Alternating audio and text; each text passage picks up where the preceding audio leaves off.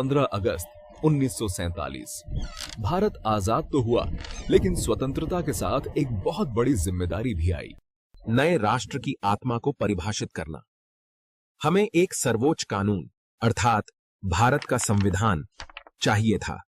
यह केवल एक दस्तावेज नहीं था, ये 30 करोड़ से अधिक लोगों को न्याय, स्वतंत्रता और समानता का एक महत्वाकांक्षी वादा था।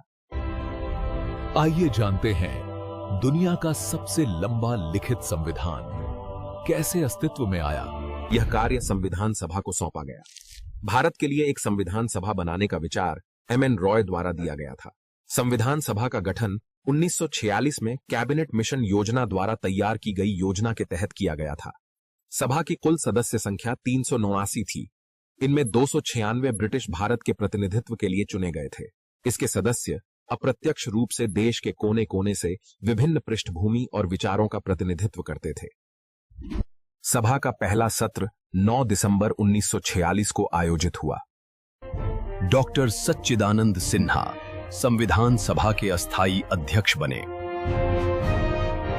डॉक्टर राजेंद्र प्रसाद संविधान सभा के स्थायी अध्यक्ष और एच.सी. मुखर्जी उपाध्यक्ष बने। बी.एन. राव को विधानसभा का संवैधानिक सलाहकार नियुक्त किया गया। 13 दिसंबर 1946 को संविधान सभा के प्रथम अधिवेशन में पंडित जवाहरलाल नेहरू द्वारा उद्देश्य प्रस्ताव पेश किया गया था। मसौदा समिति की सबसे महत्वपूर्ण भूमिका थी, जिसकी स्थापना 29 अगस्त 1947 को हुई थी। इसके अध्यक्ष महान कानूनी विद्वान बी.आर. अम्बेडकर संविधान के मुख्य वास्तुकार बने। प्रारूप समिति को पहला मसौदा तैयार करने में लगभग 6 महीने लगे। उन्होंने 60 से अधिक देशों के संविधानों का बारीकी से अध्ययन किया और भारत के लिए सबसे उपयुक्त विशेषताओं को अपनाया। पहला मसौदा फरवरी 1948 में प्रकाशित किया गया। प्रकाशित होने के बाद जनता और प्रेस को आलोचना करने और परिवर्तन सुझाने के लिए आमंत्रित किया गया। सभा ने लगभग 3 वर्षों में 11 सत्र आयोजित किए। हर खंड पर बहस की गई। यह सुनिश्चित किया कि यह राष्ट्र के लोकतांत्रिक, धर्मनिरपेक्ष और समाजवादी लक्ष्यों को पूरा करें।